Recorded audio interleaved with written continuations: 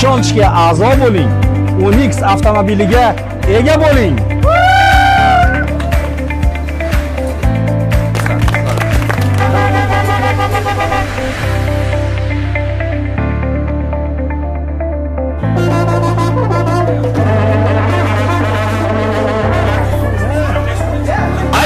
Demak biz Muhayyoxon opani xonadonlariga yetib keldik. Opamizga Onyx puli bo'lsinlar. Bizga xursandchilik rasm bo'ladi.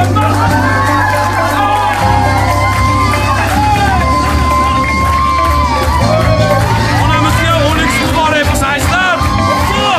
Ishonchga a'zo bo'ling, Onyx avtomobiliga ega bo'ling. Ishonch hayotni hozirdan boshlang.